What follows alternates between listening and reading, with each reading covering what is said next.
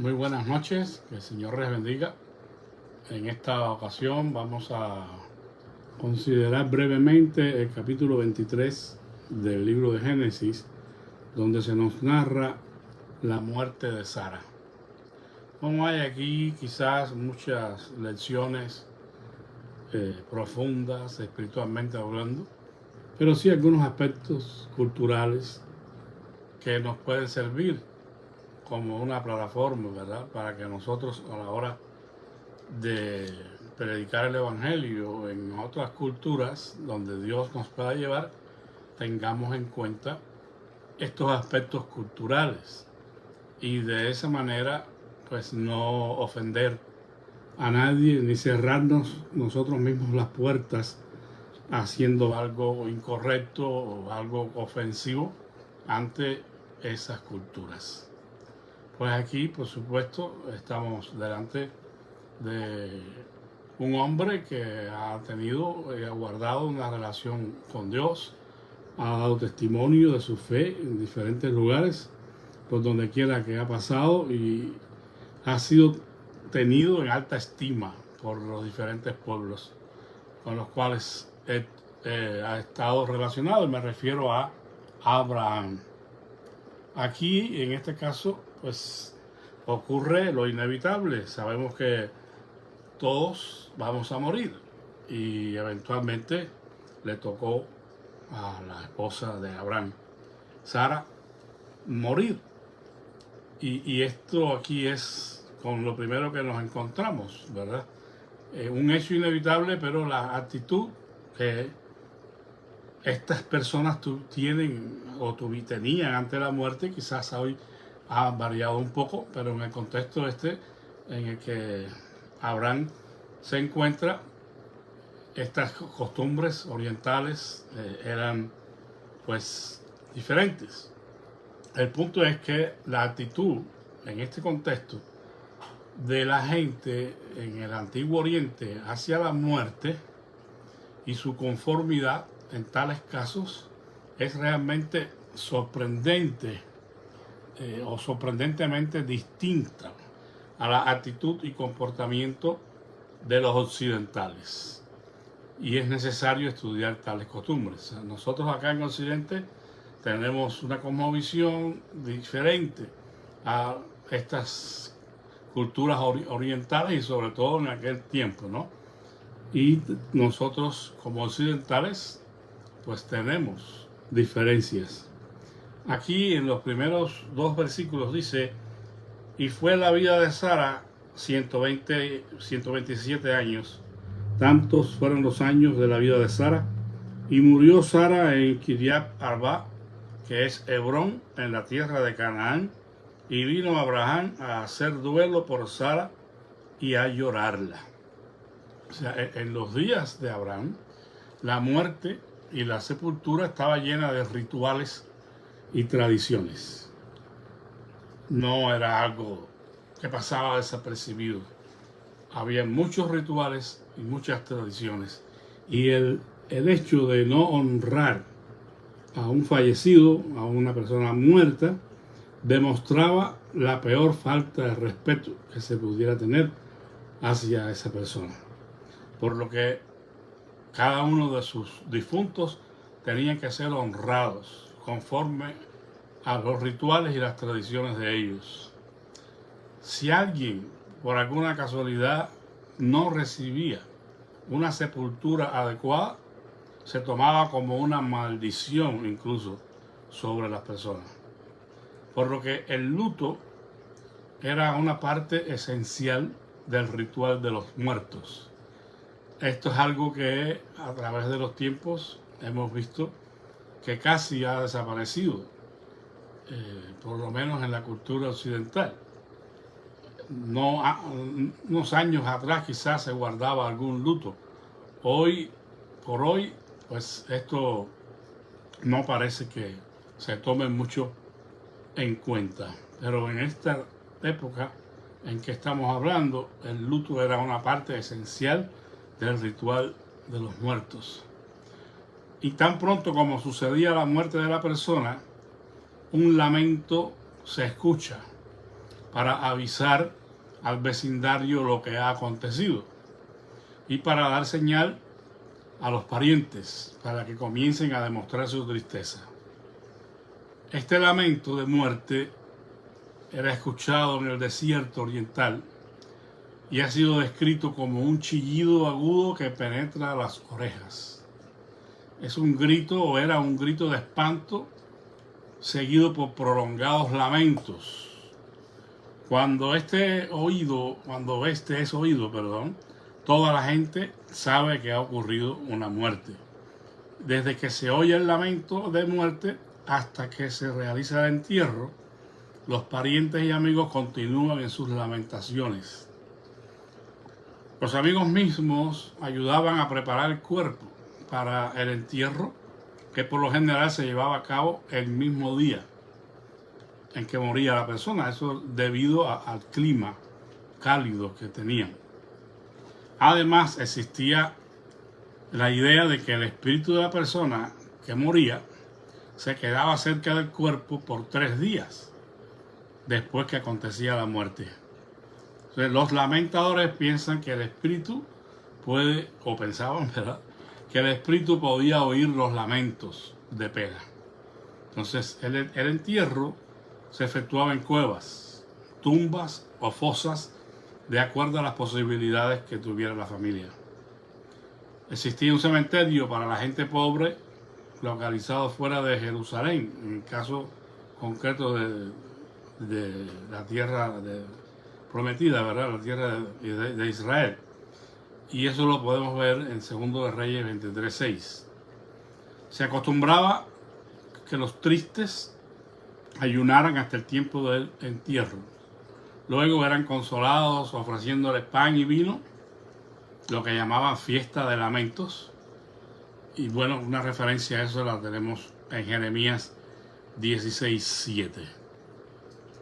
¿Por qué es que mencionamos estos detalles? Porque estos eran propios de la cultura en el Antiguo Oriente y entre ellos el pueblo de Dios. Y no podemos nosotros pasar por alto estos aspectos, no solamente como una manera de información, de informarnos acerca de estos aspectos culturales, sino también, como ya decía, a la hora de pensar en la época que nos ha tocado vivir a nosotros y las oportunidades que se nos pueden presentar para predicar el Evangelio, quizás como misioneros o somos llamados a pastorear en algún país que no necesariamente comparta todos los aspectos culturales con los nuestros. A veces encontramos que estamos sirviendo a Dios en lugares que, aunque quizás sean de la misma Latinoamérica, son completamente diferentes en este asunto. Entonces, aquí, como estamos viendo, era algo propio que se hiciera este duelo y que se diera este grito de lamento. Por supuesto, entendemos que eran comunidades nómadas, pueblos muy pequeños, y por eso es que al darle fuerza al lamento era un grito, como dice la expresión, un chillido agudo que penetra las orejas, porque todo el pueblo podía escuchar ese lamento como señal de que alguien había muerto, y ahí empezaba todo el proceso de duelo y la preparación para la sepultura. Se conectaban a estas lamentaciones algunas expresiones de tristeza. Podemos leer, por ejemplo, en el 2 libro de Samuel, capítulo 18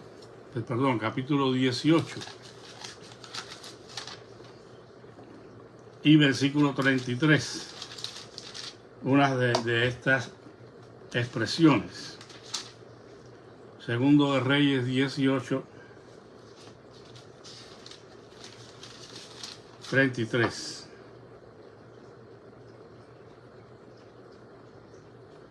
Dice así Entonces el rey se turbó y subió a la sala de la puerta y lloró. Y entre sollozos decía así: Hijo mío, Absalón, hijo mío, Absalón, ¿quién me diera que muriera yo en lugar de ti, Absalón, hijo mío, hijo mío? El rey David lamentando la muerte de su hijo Absalón, dirigiéndole, bueno, de hecho, la palabra a él. Es una figura literaria que se conoce como apóstrofe, que se dirige la palabra a una persona o cosa que no está presente. En este caso puede estar presente, pero en este caso no está presente, está muerto. Pero David le dirige la expresión de lamento a su hijo. Al llorarse la muerte de un rey, por ejemplo, también se daba este asunto.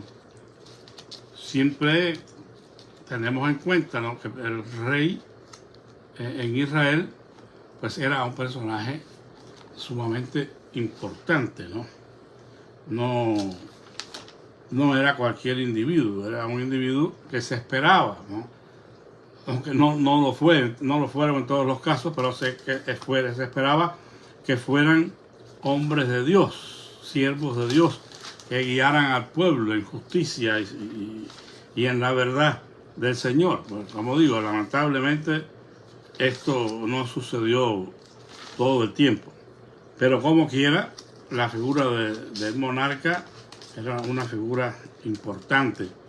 Y aquí, en el libro del profeta Jeremías, capítulo 22 y versículo 18, encontramos un ejemplo.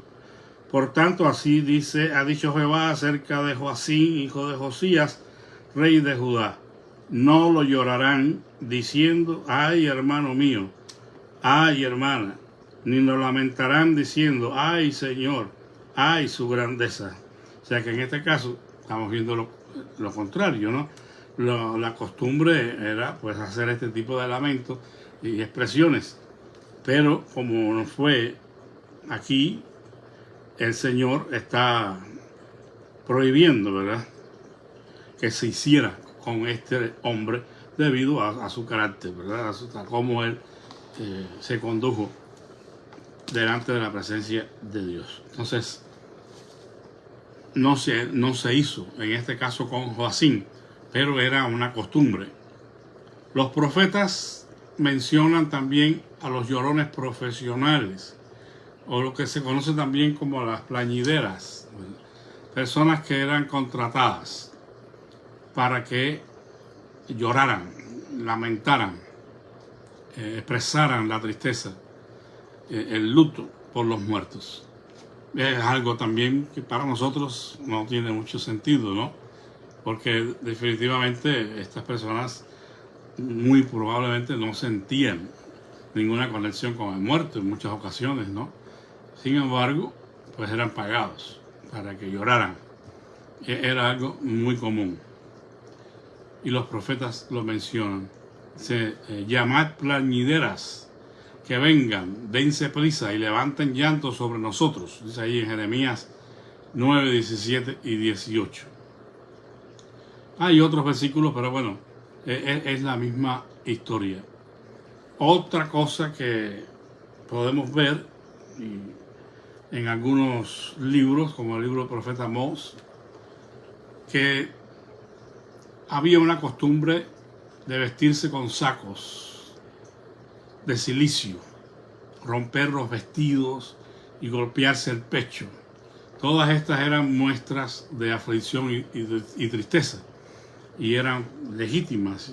La gente lo hacía, ¿verdad? El saco de silicio, que es algo rústico, muy incómodo, y sería como un tipo de infligir molestia o castigo al propio cuerpo para demostrar el lamento por la muerte de la persona.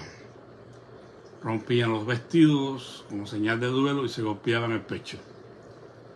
Bueno, esto era a grandes rasgos algunas de las cosas más interesantes que ocurrían en el contexto de la muerte en el Oriente y como estamos viendo en el contexto del Israel antiguo. Cuando se narra la preparación del cuerpo aquí no se dan muchos detalles, pero el cuerpo del difunto era preparado. Y hasta hoy en Siria prevalece la costumbre de envolver al muerto. Por lo general se le cubría la cara con una especie de servilleta y entonces se envolvían las manos y los pies con lienzos de lino. Bueno, si revisamos el pasaje de la muerte de Lázaro y la sepultura, nos damos cuenta que cuando Jesús llama a Lázaro para que saliera de su tumba, se indica que la misma costumbre se practicaba en aquellos días, según Juan 11:44 y Juan 19:40. Las especias eran parte de este proceso de tener atenciones con el difunto, eran para embalsamarlos y se usaban cuando estaban en condiciones de adquirirlas, por supuesto, porque no todo el mundo a veces podía adquirir estas especias, eran caras, pero cuando se podía, pues lo hacían y embalsamaban a los muertos.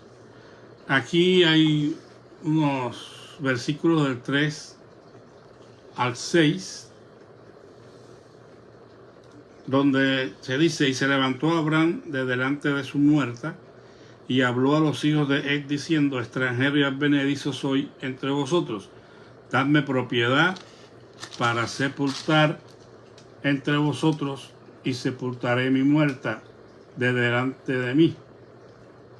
Y respondieron los hijos de Et a Abraham y le dijeron: óyenos, Señor nuestro, eres un príncipe de Dios entre nosotros. En lo mejor de nuestros sepulcros sepulta a tu muerta. Ninguno de nosotros te negará su sepulcro, ni te impedirá que entierres tu muerta. Bueno, aquí, como nos damos cuenta, Abraham estaba en tierra extranjera y él estaba buscando un lugar apropiado para enterrar a su esposa. Estas personas con las cuales Abraham habla se dispusieron a ayudarlo y se aprecia el testimonio de Abraham, el poder de su testimonio. Eres un hombre de Dios, un príncipe de Dios que habita entre nosotros, pues puedes enterrar a tu muerta donde te plazca, ¿verdad? Y eso es algo interesante, como el poder del testimonio puede abrirnos puertas, puede darnos gracia delante de las personas en otros contextos. Eso es algo que debemos tener en cuenta. Sin embargo, Abraham no se establecía todavía en la tierra, y eso era un aspecto interesante, ¿no? Que aún antes de establecerse en la tierra que Dios había prometido, ya gozaba Abraham de buena reputación entre aquellos hombres. De ahí que, bueno, como la Escritura nos dice, Dios honra a quienes le honran. Si alguien honra a Dios con su estilo de vida, pues Dios honra a esa persona. Y es lo que estamos viendo aquí con Abraham. Sin embargo, en los versículos del 10 al 15 nos encontramos con una transacción comercial bien interesante. Abraham pudo haber aceptado quizás, ¿verdad?, la oferta de aquellas personas y no haber tenido que pagar absolutamente nada por la tierra, el lugar donde él pretendía enterrar a Sara. Sin embargo, eso es culturalmente algo que sería solamente de palabras. Pero si Abraham hubiera aceptado eso, no hubiera sido bien visto por Efrón, en este caso, la persona que fue llamada para que atendiera este asunto de Abraham y la propiedad que quería comprar. Hay un diálogo, ocurre un diálogo muy cortés entre Abraham y Efrón, lo cual era muy típico de los convenios en ese tiempo. Efrón ofreció amablemente su tierra a Abraham, sin costo alguno.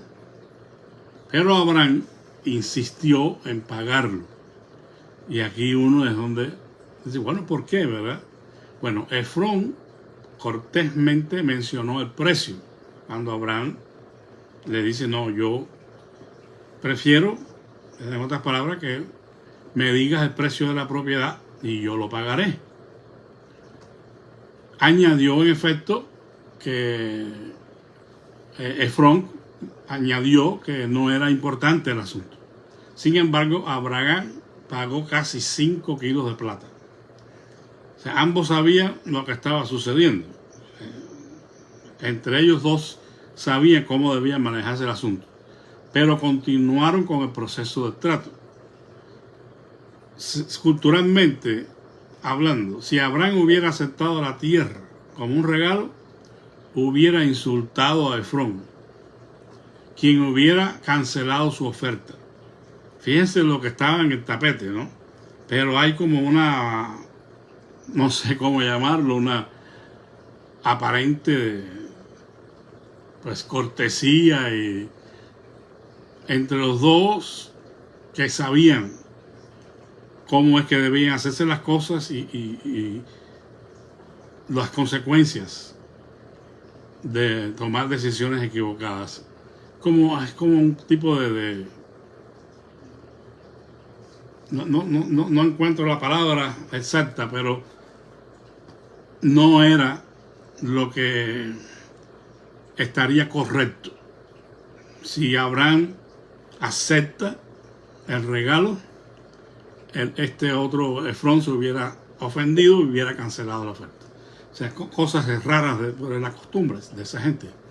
O sea, muchos comerciantes en el Oriente Medio todavía practican este ritual con sus clientes. O sea, es una especie de cortesía formal, pero que en realidad no se espera que la persona acepte el regalo, sino que insista para pagar el justo precio. Incluso en este caso se deja ver que no esperaba a Efrón que Abraham aceptara el regalo, porque Abraham pagó casi 5 kilos de plata, que era muchísimo dinero, por la porción de tierra que compró. O sea, a los heteos no les entusiasmaba la idea de que los extranjeros compraran terreno por allí, y Abraham era un extranjero. Por lo que Abraham tenía muy pocas posibilidades de regatear el precio que Efrón había puesto, que era un precio excesivo. Sin embargo, Abraham no puso reparo ninguno. La costumbre en ese tiempo era pedir el doble del valor justo de la tierra, ya que esperaban que el comprador ofreciera la mitad. Dice, bueno, seguramente nos va a ofrecer la mitad, pues entonces tenemos que subir el precio a la propiedad. Sin embargo, Abraham no regateó absolutamente nada. Él pagó el precio inicial y nada más. Él no trataba de tomar nada de balde que no le costara. Y aun cuando a Dios le había prometido la tierra a Abraham, que esto es curioso también, después de todo, esa tierra Dios se la había prometido a Abraham, pero él no se la arrebató a Efrón. Él, como hombre justo, pagó el precio, aunque no era un precio justo, era muy elevado, pero lo hizo, prácticamente pagando por lo que iba a ser suyo, porque Dios había prometido esta tierra. Bueno, como ven, es una narración que no tiene, pues quizás muchas implicaciones espirituales para nosotros, muchas enseñanzas de naturaleza espiritual, pero sí hay asuntos de importancia, porque, como decía al principio, usted pudiera ser en algún momento, si Dios no lo ha llamado, bueno, pero no está de más saber estas cosas, pero muchos de los que hemos estado sirviendo al Señor en diferentes lugares, nos hemos encontrado con situaciones parecidas. Por ejemplo, yo soy de Cuba y yo oficialmente, porque sí estuve sirviendo en Cuba de alguna manera, pero oficialmente la primera iglesia que yo pastoreé fue la iglesia primera de Arriaga, la primera iglesia de Nazareno en Arriaga, Chiapas. Y bueno, cuando yo llegué allí, ese mismo día se había muerto la hermana de un hermano de la iglesia. Que no recuerdo si ella era cristiana o no también, me imagino que sí. El punto es que habitualmente lo que hacemos es pues dar a la familia, brindar nuestro servicio para hacer algún servicio fúnebre o lo que sea, ¿no? Y disponernos para lo que sea. Pero yo estaba en un terreno desconocido, a pesar de que somos hispanoamericanos o latinoamericanos, como quieran decirlo. Las culturas son diferentes. O sea, en Cuba la persona muere, en la Cuba normal, ahora ya todo esto está fuera de orden, pero normalmente la persona muere, lo preparan el cuerpo y lo velan en una funeraria toda la noche, a que la familia venga, los amigos visiten, y después al otro día lo entierran y se acabó. Si la persona es cristiana, y la que muere es un cristiano y la familia es cristiana y quiere tener algún servicio, lo hace allí en la funeraria y después se despide el duelo en el cementerio y hasta allí llegó. Pero cuando yo veo este asunto, yo digo, bueno, normalmente, ok, el servicio, hablamos, lo que sea, pero después me voy enterando, ¿no?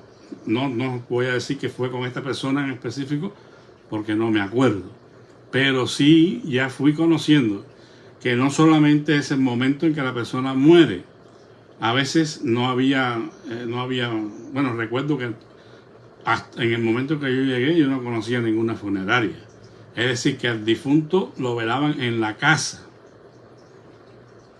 algunos lo velaban en la iglesia también, después de estar en la casa. Lo llevaban a la iglesia y de la iglesia al panteón. Pero resulta que no solamente eran ofrecidos servicios mientras el difunto todavía estaba sin enterrar. Después supe que se hacía una celebración llamada al cabo de la semana. Una semana después que se muere, que se había muerto la persona, entonces hay otras reuniones en la casa donde en algunos casos había y digo esto porque a veces, aunque entre creyentes pasaba, ¿verdad? Había como una especie de altar, no para adorar a muertos ni nada de eso, pero sí para recordar a la persona, y había una foto y se le ofrecían los platillos favoritos de la persona. Digo, no todos hacían esto, pero sí supe que se practicaba. Y se hacía un servicio memorial para recordar al difunto y dar gracias por su vida, y recordar pues sus comidas favoritas. Y bueno, se cerraban a veces hasta una cuadra para celebrar este tipo de actividades. Había comidas, sobre todo tamales, mucha gente jugando dominó en la calle. Bueno, todo un espectáculo, hermanos. Y yo no estaba acostumbrado a eso. Pero no solamente a la semana, al cabo del año, cuando cumplía un año de muerto del difunto, otra fiesta de conmemoración, otro memorial a la familia, que esto y lo otro. Y después al cabo de 2 años también. Entonces, tú te metías un tremendo tiempo con un solo difunto, ¿no? Imagínense, y se morían varias gente. Ahora, esto no era una práctica de todos, sino algunas personas con tradiciones católicas y que todavía no habían dejado, aún siendo ya evangélicos, conservaban algunas de estas prácticas. Ahora, ¿cuál es la enseñanza que les traigo en este sentido? Conocer estos aspectos culturales y aprovechar de ellos lo que podamos aprovechar para testificar y predicar el evangelio. Había, por ejemplo, ese asunto de llevar el muerto al templo, eso jamás lo habíamos visto en Cuba.